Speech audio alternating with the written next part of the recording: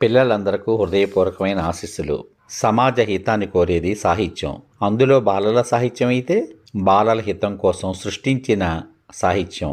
ఈనాటి బాల సాహిత్యవేత్తలు ఎందరో ఈనాటి పిల్లల మనస్తత్వాలలో ఒక చైతన్యం కోసం, ఒక ఉత్తేజం కోసం వారిలో బాల్యం నుంచే ఎన్నో మంచి గుణగణాలు, మానవత్వాన్ని కాపాడే ఆలోచనలు, పోటీతత్వాన్ని పెంచుకుని జీవితంలో ఉన్నత స్థానానికి ఎదిగేటువంటి చక్కని క్రియాశీలత, వీటన్నిటినీ తమ యొక్క కథలలో పొందుపరుస్తూ ఎన్నెన్నో రచనలు చేస్తున్నారు. బాల సాహిత్యంలో కూడా కేంద్ర సాహిత్య అకాడమీ బహుమతులు పొందేంత గొప్ప స్థాయిలో బాల సాహితీవేత్తలు తమ యొక్క రచనలు చేస్తున్నారంటే నేటి బాలురే రేపటి పౌరులనే కదా. ఆ పౌరులు సమాజానికి ఎంతో మంచి చెయ్యాలని, ఆ మంచి తర్వాత తరాల వారికి కూడా పునాది కావాలని వాళ్ళు చేస్తున్న ఈ తాపత్రయంలో ఈరోజు మీకు మరొక మంచి ఉత్తమ బాల సాహితీవేత్తను, అత్యుత్తమ కథా రచయితను పరిచయం చేస్తున్నాను. వారే శ్రీ సిహెచ్ శివరాంప్రసాద్ మావయ్య గారు.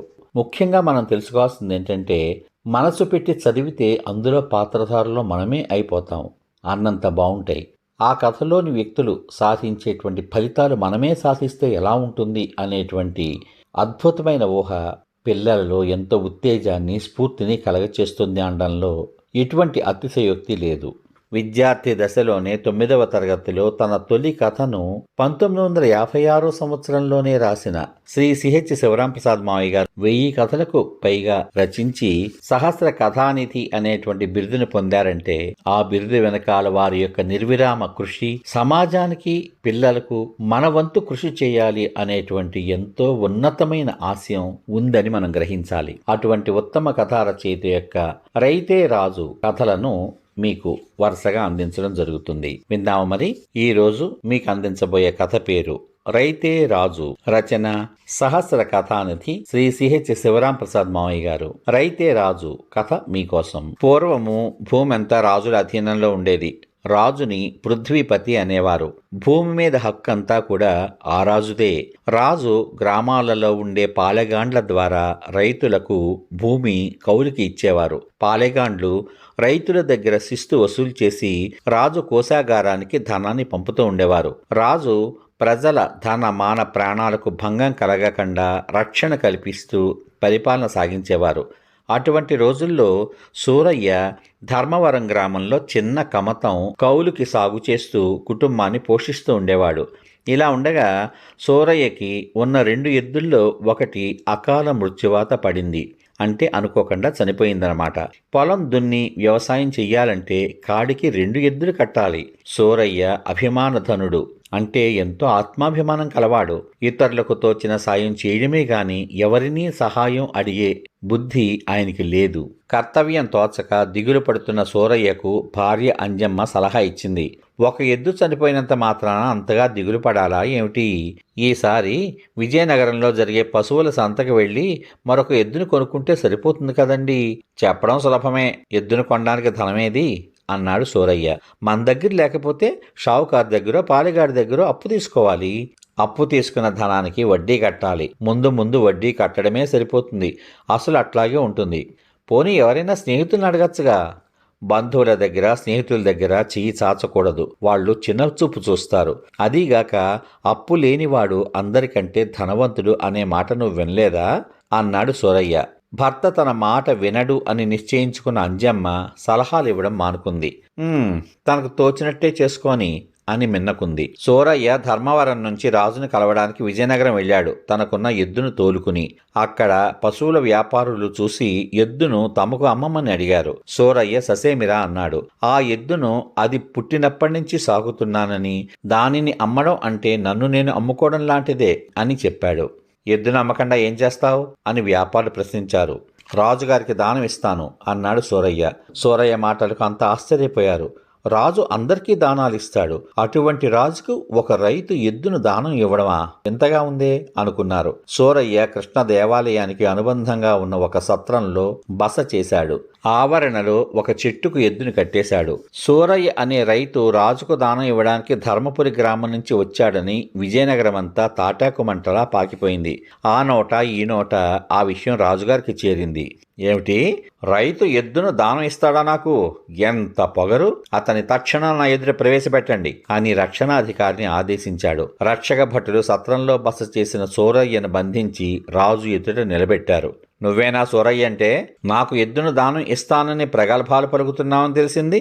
రాజుని అవమానించడం శిక్షార్హమైన నేరమని తెలియదా నీకు అని రాజు ప్రశ్నించాడు. ప్రభు, దానం ఇవ్వడం శిక్షార్హమైన నేరం అని నాకు తెలియదు. దానం స్వీకరించడం అవమానంగా భావిస్తారని నా మట్టి బుర్రకి తట్టలేదు. తమరు ఎందరికో ఎన్నో దానాలు చేస్తూ ఉంటారు. వారు అవమానంగా భావిస్తున్నారా? అలా అనుకుంటే ఎవరు దానం తీసుకోరు. ప్రభు, నేను తప్పుగా మాట్లాడితే క్షమించండి అన్నాడు సూరయ్య. సూరయ్య మాటలతో రాజుకు జ్ఞానోదయమైనట్లు అయింది. అతని మీద కోపం మటుమాయమైంది. బక్క రైతు గొప్ప తాత్వికుడులా కనిపిస్తున్నాడు రాజు కళ్ళకి ఇప్పుడు. సరే, ఆ సంగతి అలా ఉంచు. నువ్వు సామాన్యమైన రైతువి. రాజుకు దానం ఇచ్చే యోగ్యత నీకుందా అని రాజు ప్రశ్నించాడు. ప్రభు, రైతే దేశానికి వెన్నుముక అని మీరెరుగరా? రైతే లేకపోతే రాజ్యమే లేదని విజ్ఞులు చెప్తారు. రైతులు ఎండ, వాన, చలిగాలులు లెక్క చేయకుండా ఆరుగాలం కష్టపడి పంట పండిస్తారు. ప్రభుత్వానికి సుంకం కడతారు. అది కోశాగారానికి చేరితేనే కదా ప్రభుత్వం నడిచేది. ఉద్యోగుల జీతభత్యాలు అందులో నుంచే కదా ఇస్తారు. దానం ఇచ్చే యోగ్యత రైతుకు లేకపోతే మరెవరికీ లేదు అని నా అభిప్రాయం. నేను తప్పుగా మాట్లాడితే క్షమించండి అన్నాడు సూరయ్య వినయంగా. సభలో అంతా సూరయ్య మాటలకు కరతాళ ధ్వనులతో తమ హర్షం వెలిబుచ్చారు. లోతుగా ఆలోచిస్తే అసలు రైతే రాజు. రైతు లేకపోతే కోశాగారం నిండుతుందా? ప్రభుత్వం నడుస్తుందా? తాను కేవలం పెత్తనం చేసే రాజు. క్షేత్రస్థాయిలో సంపద చేకూర్చే రైతే రాజు అని రాజుకి జ్ఞానోదయమైంది. సూరయ్య, నువ్వు సామాన్యుడివి కాదు, గొప్ప తాత్వికుడివి. రాజుననే అహంకారంతో ప్రవర్తించాను. నాకు కనువిప్పు కలిగింది. నువ్వన్న మాటలు 100% యథార్థం. నిజమే, రైతే రాజు అన్నాడు రాజు. అయ్యా, నేను మీరన్నట్టు గొప్పవాణ్ణి మాత్రం కాదు, సామాన్యమైన రైతుని అన్నాడు సూరయ్య. సరే సూరయ్య, అసలు విషయానికి వద్దాం. నీ ఎద్దుని నాకు ఎందుకు దానం ఇవ్వాలనుకున్నావు అని ప్రశ్నించాడు రాజు. ప్రభు, 2 ఎద్దులు ఉంటే గాని కాడి నడవదు అని తమకు తెలిసిందే. ఒక ఎద్దు అకాల మృత్యువాత పడి చనిపోయింది. ఒక ఎద్దుతో వ్యవసాయం చెయ్యలేను. మరొక ఎద్దు కొనే స్తోమత నాకు లేదు. పాలెగాళ్ల దగ్గరో షావుకారు దగ్గరో ధనం అప్పు తీసుకుంటే అధిక వడ్డీలు కట్టుకోలేను. నా జీవితంలో అప్పు తీరదు. అందుకుని ఉన్న ఈ ఎద్దును తమకు దానం ఇచ్చి విజయనగరంలో కూలీనాలి చేసుకు బతకాలని నిర్ణయించుకున్నాను చెప్పాడు సూరయ్య. పల్లెటూళ్లలో పాలెగాళ్లు, ధనవంతులు రైతులకు అధిక వడ్డీకి డబ్బులిచ్చి పీడిస్తున్న సంగతి పరోక్షంగా తనకు సూరయ్య చెప్పదలుచుకున్నట్లు రాజుకు అర్థమైంది. సూరయ్య, రైతు కూలీగా మారడం నేను సహించను. రైతులకు కావలసిన ఎద్దులు, నాగళ్ల వంటివి ఉచితంగా అందజేయాలని ఉత్తర్వులు ఇస్తున్నాను. దీనిని పర్యవేక్షించడానికి వ్యవసాయ శాఖకు ప్రత్యేకంగా మంత్రిని కూడా నియమిస్తున్నాను అన్నాడు రాజు. సూరయ్యతో సహా సభికులంతా కరతాళ ధ్వనులతో, హర్షధ్వానాలతో రాజుని మెచ్చుకున్నారు. సశేషం విన్నారు కదా. ఇంతవరకు శ్రీ సిహెచ్ శివరాంప్రసాద్ మావయ్య గారు రచించిన రైతే రాజు పిల్లల కథల సంపుటి నుండి రైతే రాజు కథ విన్నారు కదా. ఈ కథ మీరు మనస్ఫూర్తిగా మనసు పెట్టి వింటే మీరే సూరయ్య పాత్రలో ఒదిగిపోయి ఎంతో ఆనందాన్ని అనుభవిస్తారు. కథ చాలా బాగుంది కదూ. ఈ కథ కనుక మీకు నచ్చితే మీ బంధువులకు, మిత్రులకు, స్నేహితులకు అందరికీ షేర్ చేయండి. రేపు శ్రీ సిహెచ్ శివరాంప్రసాద్ మావయ్య గారి మరొక కథ ఎందుకు నవ్వాడు, ఇంత మంచి పిల్లల కథలను మనకు అందించిన శ్రీ సిహెచ్ శివరాంప్రసాద్ మావయ్య గారికి మనందరి తరపున హృదయపూర్వక కృతజ్ఞతాభివందనాలు తెలియచేసుకుంటూ సర్వే జనా సుఖినో భవంతు. శుభమస్తు. స్వస్తి.